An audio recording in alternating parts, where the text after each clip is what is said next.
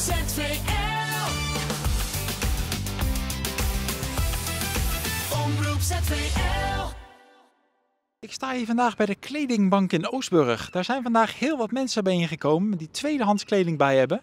De opbrengst hiervan gaat allemaal naar het goede doel. De kledingbank was goed gevuld in Oostburg. Rekken en dozen vol met tweedehands kleding ligt klaar voor veel geïnteresseerde koopjesjagers. Tot groot genoegen van de organisator.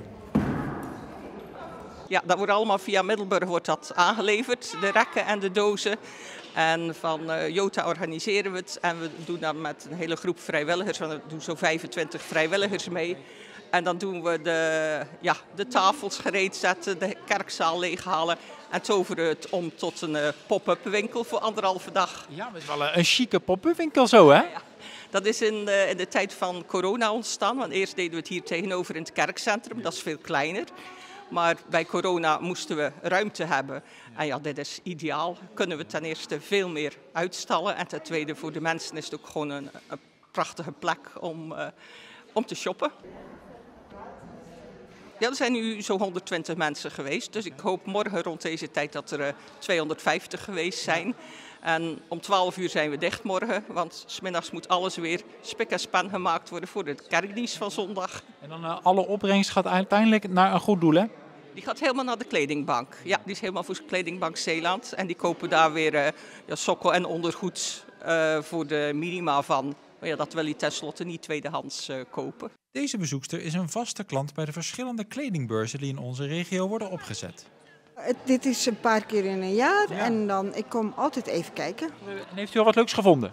Nou, dat weet ik nog niet. Ja, ik moet het eigenlijk nog even passen. Ik denk het wel. Oké, maar u gaat wellicht toch niet met lege handen naar huis in ieder geval? Nee, ik heb een leuk jasje gevonden. Dat ga ik zo even passen. En een leuke mand. Oh, kijk. Nou. Dus helemaal tevreden. Tegenwoordig zien we een steeds groeiende groep mensen die echt bewust tweedehands komen kopen. Ook soms jonge meiden die vintage artikelen komen shoppen. Dus dat wordt een steeds grotere groep, dat klopt. En heb je zelf nog dingetjes gezien waarvan je denkt van nou? Ik zie soms heel weinig dingen voor mezelf. En als ik aan de taaltafels of aan de kassa kom, zie ik zulke leuke dingen voorbij komen dat ik denk, waarom heb ik dat niet gezien? Ja, de mensen weten toch de pareltjes te vinden. Echt wel. Ja, zo mooi. ZVL.